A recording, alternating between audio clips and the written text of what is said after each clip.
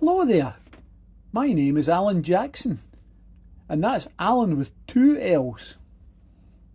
I was born on the 10th of June 1895 in Maybole.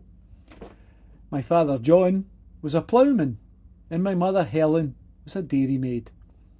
As you can tell from their jobs, they worked on farms and they worked wherever they could find work. So we moved a lot. Before I was 3 years old, we moved to Dundonald.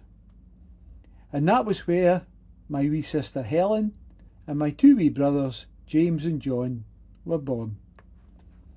When I was about 10, we moved again to Doonbank Farm near Maybole.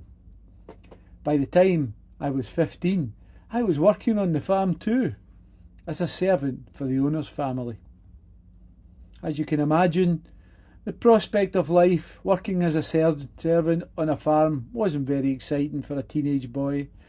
So when war broke out in August 1914, like lots of other young lads, I was all too keen to join up. I wanted to do my bit for country, of course. But as well as that, I wanted a bit of excitement, the chance to see new places, and maybe come back a hero. Anyway, they told us it'd be home by Christmas. So as soon as I could, I joined the 1st Battalion of the famous Black Watch. I was so proud. It didn't take long before we were on the move. I'd only been a soldier for a few weeks when I found myself on a ship heading for France. Can you imagine how exciting that was for a teenage boy who had never been further than home than air? We landed in France on August the 14th, 1914, and the fun was over. 9 days later, we were fighting at the Battle of Mons.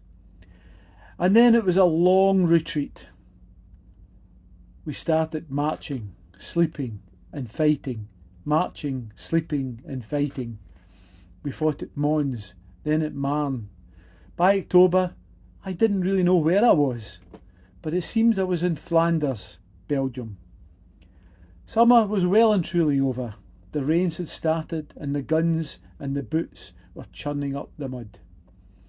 We were fighting near the town of Ypres, which we called Wipers. On the 1st of November 1914, I was killed in action. I was 18 years and 5 months old. I have no grave, but my name is listed on the Menine Gate and an Alloy War Memorial.